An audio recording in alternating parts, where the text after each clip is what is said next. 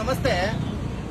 ನೋಡಿ, ಇದು ನಾವು ಅದೇನೋ ಇವರು ಯಾವ್ದೋ ರಾಜಸ್ಥಾನ, ಪಂಜಾಬ್ ಆ ಕಡೆಯಿಂದ ಬಂದ್ಬಿಟ್ಟು ಜನಗಳಿಗೆ ಕಲ್ಲನ್ನ ತಿನ್ನಿಸುವಂತ ಪ್ರಯತ್ನವನ್ನ ಮಾಡ್ತಿದ್ದಾರೆ.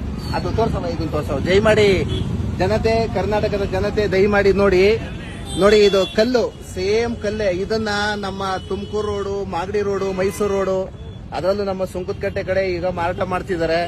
ಮಾಗಡಿ ರೋಡ್ ಅಲ್ಲಿ, ತುಮಕೂರು ರೋಡು, ಮೈಸೂರು ರೋಡ್ ಎಲ್ಲಾ ಕಡೆ ವ್ಯಾಪಾರ ಮಾಡ್ತಿದ್ದಾರಂತೆ. ಆಲ್ರೆಡಿ ನಾವು ಫುಡ್ ಸೇಫ್ಟಿ ಆಫೀಸರ್ಗೆ ಕಂಪ್ಲೇಂಟ್ ಮಾಡಿ, ನಮ್ಮ ಏರವಳ್ಳಿ ವಾರ್ಡ್ ಇನ್ಸ್ಪೆಕ್ಟರ್ಗೆ ಕಂಪ್ಲೇಂಟ್ ಅನ್ನ ಮಾಡಿ, ಆಲ್ರೆಡಿ ಪೊಲೀಸ್ ಸ್ಟೇಷನ್ ಇಂದ ಡಿಪಾರ್ಟ್ಮೆಂಟ್ ಅವರು ಬಂದಿದೆ. ವೆಹಿಕಲ್ ಅನ್ನ ಸೀಸ್ ಮಾಡಿ ತಗೊಂಡೋಗ್ತಿದ್ದಾರೆ.